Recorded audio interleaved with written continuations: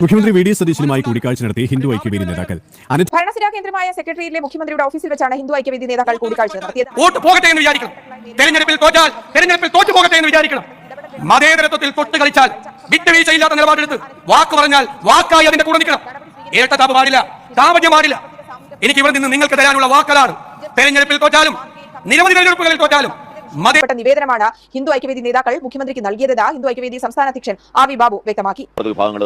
ഹിന്ദു പിന്നോക്ക വിഭാഗങ്ങൾ, ഹിന്ദുക്കളിലെ മുന്നോക്ക വിഭാഗങ്ങൾ ഹിന്ദു ഐക്യവേദി മുഖ്യ രക്ഷാധികാരി കെ പി ശശികല ടീച്ചർ പറഞ്ഞു. മുസ്ലിം വിദ്യാർത്ഥികൾക്ക് മാത്രമായി ആരംഭിച്ച അറബി പഠനം ഇപ്പോൾ അത് അറബി പോസ്റ്റുകൾ ക്രിയേറ്റ് ചെയ്യാൻ വേണ്ടി മാത്രം ആർക്കും പഠിക്കാം എന്ന നിലയിൽ ഒരു ഇളവ് അതിൽ കൊടുത്തിട്ടുണ്ട്. അത് വെച്ചുകൊണ്ട് ഹിന്ദു ക്രിസ്ത്യൻ കുട്ടികളെയും മതമില്ലാത്ത ജീവനുകളെയും ഒക്കെ അറബി പഠിപ്പിക്കാൻ വേണ്ടിയുള്ള ഒരു ശ്രമം അവരുടെ ഭാഗത്ത് നിന്ന് നടക്കുകയും അതിന്റെ പേരിൽ പുതിയ പോസ്റ്റുകൾ ക്രിയേറ്റ് ചെയ്തെടുക്കുകയും ചെയ്യുന്നുണ്ട്. ഇത്തരം കാര്യങ്ങളൊക്കെ ഞങ്ങൾ മുഖ്യമന്ത്രിയുടെ ശ്രദ്ധയിൽപ്പെടുത്തിയിട്ടുണ്ട്. ഹിന്ദു ഐക്യവേദി മുന്നോട്ട് വെച്ച ആവശ്യങ്ങളിൽ മുഖ്യമന്ത്രിയുടെ ഭാഗത്ത് നിന്ന് അനുകൂല പ്രതികരണമാണ് ഉണ്ടായതെന്നും സർക്കാർ നടപടിയെടുക്കുമെന്ന് പ്രതീക്ഷിക്കുന്നതായും ഹിന്ദു ഐക്യവേദി നേതാക്കൾ വ്യക്തമാക്കി. കേരള മുഖ്യമന്ത്രി വി ഡി സതീശനുമായിട്ട് ഹിന്ദു ഐക്യവേദി നേതാക്കളായിരിക്കുന്ന ആർ.വി. ബാബുവും അതുപോലെ തന്നെ കെ പി ശശികളുടെ നേതൃത്വത്തിലുള്ള ഒരു സംഘം കൂടിക്കാഴ്ച നടത്തിയിട്ടുണ്ട്.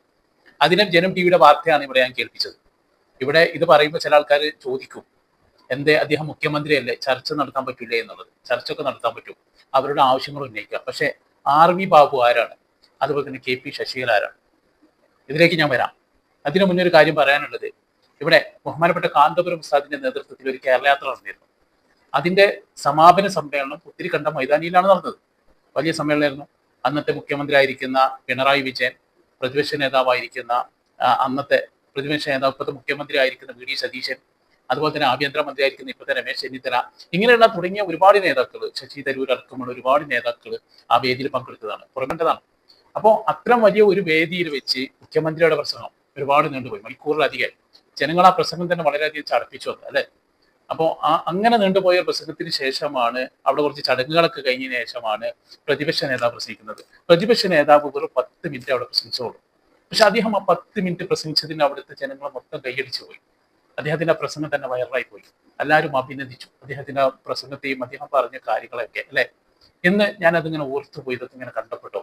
അപ്പൊ അദ്ദേഹത്തിന്റെ ആ പറഞ്ഞ വീഡിയോകളൊന്നും നിങ്ങളുടെ മുന്നിലേക്ക് കേൾപ്പിക്കണം. ഇവനായിട്ട് കേൾപ്പിക്കില്ല, കുറഞ്ഞ ഭാഗങ്ങൾ.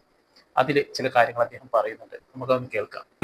ഒരു രാവും പകലും പട്ടാളത്തിന്റെ കമ്പനിയില്ലാതെ, പോലീസിന്റെ കമ്പനിയില്ലാതെ ജാമിയ മിലിയ സർവകലാശാലയ്ക്ക് ഇന്ത്യയുടെ മതേതരത്വത്തിന് കാവൽ നിന്ന പണ്ഡിറ്റ് ജവഹർലാൽ നെഹ്റുവിന്റെ രക്തമാണ് നമ്മുടെ സിരകളിൽ ഒഴുകേണ്ടത്. ആ പൈതൃകമാണ് നമുക്ക് ഇവിടെ ഉണ്ടാകേണ്ടത് എന്ന് ഞാൻ വിനയപൂർവ്വം പ്രാർത്ഥിക്കുകയും ആഗ്രഹിക്കുകയും ചെയ്യുകയാണ്. നമുക്ക് മതേതരത്വം പറയാൻ എളുപ്പമാണ്, പ്രസംഗിക്കാൻ നമുക്ക് എളുപ്പമാണ്. നമുക്ക് ഒരുപാട് കാര്യങ്ങൾ പറയാം. മതേതരത്വം ഒരു വശത്ത് പറഞ്ഞുകൊണ്ട് മറ്റൊരു വശത്ത് വിദ്വേഷ പ്രസംഗം നടത്തുന്നവരെ നമ്മൾ പൊന്നാടയിട്ട് സ്വീകരിക്കരുത്. നമ്മൾ മതേതരത്തിനെതിരെ സംസാരിക്കുക, വേറൊരാളെ കൊണ്ട് വിദ്വേഷം പ്രസംഗിപ്പിക്കുക, പിറ്റേ ആഴ്ച അയാൾക്ക് പോയി പൊന്നാടയിടുക. അങ്ങനെ ചെയ്യരുത്. നമ്മൾ കാറി കയറ്റിയാലൊന്നും കുഴപ്പമില്ല, പക്ഷെ കാറി കയറ്റുന്നവരെ നമ്മൾ സൂക്ഷിച്ചു വേണം. അവര് വിദ്വേഷം പ്രസംഗിക്കുന്നവരാകരുത് എന്ന് നമുക്ക് ഉറപ്പുവരുത്തണം. അതിനെതിരായി ചെറുത്തു നിൽക്കാൻ, പ്രതിരോധം സൃഷ്ടിക്കാൻ ഒരു മനസ്സുണ്ടാകണം. അത് കാപട്യമല്ല വേണ്ടത്. കാറിൽ കയറ്റിയ കാര്യം അദ്ദേഹം പറയുന്നുണ്ട്. വെള്ളാപ്പള്ളി നടേശനെ അന്നത്തെ മുഖ്യമന്ത്രി ആയിരിക്കുന്ന ഇപ്പോഴത്തെ പ്രതിപക്ഷ നേതാവായിരിക്കുന്ന പിണറായി വിജയൻ കാറിൽ കയറ്റിയ സംഭവം.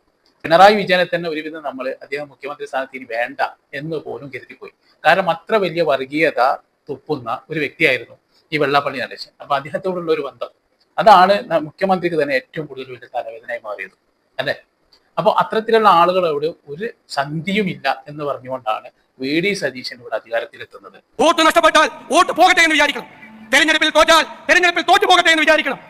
മതേതരത്വത്തിൽ തൊട്ട് കളിച്ചാൽ വിട്ടുവീഴ്ചയില്ലാത്ത നിലപാടെടുത്ത് വാക്ക് പറഞ്ഞാൽ വാക്കായി അതിന്റെ കൂടെ നിൽക്കണം. ഇരട്ടത്താപ്പ് പാടില്ല, കാപട്യം പാടില്ല. എനിക്ക് ഇവിടെ നിന്ന് നിങ്ങൾക്ക് തരാനുള്ള വാക്കുകളാണ്. തെരഞ്ഞെടുപ്പിൽ തോറ്റാലും നിരവധി തെരഞ്ഞെടുപ്പുകളിൽ തോറ്റാലും മതേതരത്വം ബലികഴിച്ചുകൊണ്ടുള്ള ഒരു കോംപ്രമൈസിനും തയ്യാറാവില്ല. അതിനേക്കാൾ വലിയ വാക്ക് ഈ മഹാസമ്മേളനത്തിൽ വെച്ച് നൽകേണ്ടതില്ല. നമ്മൾ കാരുണ്യത്തിന്റെ സന്ദേശവുമായി, സ്നേഹത്തിന്റെ സന്ദേശവുമായി എല്ലാവരും ഒരുമിച്ച് നിന്നുകൊണ്ട് ഈ വർഗീയതയ്ക്കെതിരായിട്ടുള്ള വൻമതിൽ നമ്മൾ ഉണ്ടാക്കും. സ്നേഹത്തിന്റെ വൻമതിൽ, പാരസ്പര്യത്തിന്റെ, സാഹോദര്യത്തിന്റെ വൻമതിൽ. പഴയകാല ചരിത്രത്തിലേക്കൊന്നും ഞാൻ പോകുന്നില്ല. പഴയകാല ചരിത്രമൊക്കെ പറയാൻ പോയാൽ നമുക്ക് ഒരുപാട് കാര്യങ്ങൾ പറയേണ്ടി വരും. അത് ഈ വേദിയുടെ മഹത്വം. അതിനെ സ്പർശിക്കാൻ, അതിന് വെള്ളം ചേർക്കാൻ ഞാൻ ആഗ്രഹിക്കുന്നില്ല. ഞാൻ വേദിയിലും സദസ്സിലും ഇരിക്കുന്ന എല്ലാവരെയും അഭിവാദ്യം ചെയ്യുന്നു.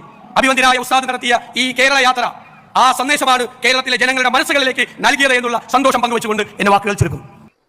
നോക്കി, നിങ്ങൾ അദ്ദേഹം പറയുന്ന ഓരോ വാക്കുകൾക്കും പ്രവർത്തകർ അവിടെ തെറ്റിവീർ വിളിക്കണം. നമ്മളിവിടെ കേട്ടു അല്ലേ. ഞാൻ ഈ കേരള യാത്രയുടെ സമാപന സമ്മേളനത്തിൽ നിന്ന് ഒരു യാത്രയിലായിരുന്നു, ഒരു ബസ്സിലൊരു യാത്രയിലായിരുന്നു. അപ്പോൾ ബസ്സിൽ തന്നെ അന്ന് വൈഫൈ ഒക്കെ ഉണ്ടായിരുന്നു.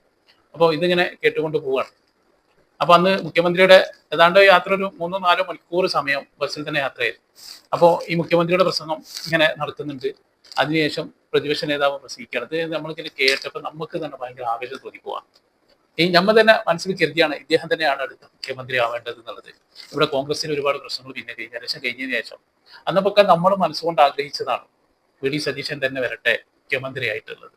ഇത്തരം വർഗീയ കക്ഷികൾക്കെതിരെ അദ്ദേഹത്തിന്റെ നിലപാടൊക്കെ പറയുന്നത് കേട്ടപ്പോൾ എന്തൊന്നില്ലാത്ത ഭയങ്കര സന്തോഷമാണ് നമുക്ക് തോന്നിയത്. പക്ഷേ ഇവർ അധികാരത്തിലെത്തി. അദ്ദേഹത്തിന്റെ ഒപ്പമുള്ള മന്ത്രിയിൽപ്പെട്ട തന്നെ ഒരു വനിത ആയിരിക്കുന്ന ഒരു മന്ത്രി അവരെന്താ ചെയ്തത്? ഇതേ വെള്ളാപ്പള്ളി നടേശന്റെ അടുത്ത് പോയി നമ്മൾ കണ്ടതാണ്. അതൊക്കെ നമുക്ക് വളരെയധികം വേദന ഉണ്ടാക്കിയല്ലേ. അതുപോലെ തന്നെ കേന്ദ്ര സർക്കാരിന്റെ വിദ്യാഭ്യാസ പദ്ധതി ആയിരിക്കുന്ന PHC അതെന്ത് സംഭവിച്ചത്? അതിനെ അറബിക്കടലിലേക്ക് വലിച്ചെറിയും എന്ന് പറഞ്ഞവർ അത് എങ്ങനെയെങ്കിലും ഇപ്പൊ നടപ്പിലാക്കാൻ പറ്റുമോ എന്നുള്ളതിനൊക്കെ ചിന്തിച്ചുകൊണ്ടിരിക്കണം അല്ലെ. നമ്മളിവിടെ മനസ്സിലാക്കേണ്ട ഒരു കാര്യം, അന്ന് പിണറായി വിജയൻ വെള്ളാപ്പള്ളി നടേശനെ കാറിൽ കയറ്റിയത്, വർഗീയത തുപ്പുന്ന ആളെ കാറിൽ കയറ്റി, അത് വലിയ തെറ്റ് തന്നെയാണ്. നമ്മളൊക്കെ ആ രീതിയിൽ തന്നെയാണ് കണ്ടത്. ഇന്ന് നോക്കൂ നിങ്ങൾ, അതേ കാറിൽ കയറ്റിയ വിഷയത്തെ പരാമർശിച്ച അതേ പ്രതിപക്ഷ നേതാവ് ഇന്ന് മുഖ്യമന്ത്രിയായി വന്നപ്പോൾ അല്ലെ, വർഗീയത പറയുന്നവരോട് ഒരു കോംപ്രമൈസും ഇല്ല എന്ന് പറഞ്ഞു അല്ലെ. പോട്ടെങ്കിൽ പോവട്ടെ എന്ന് പോലും പ്രസംഗിച്ച വ്യക്തി അല്ലെ.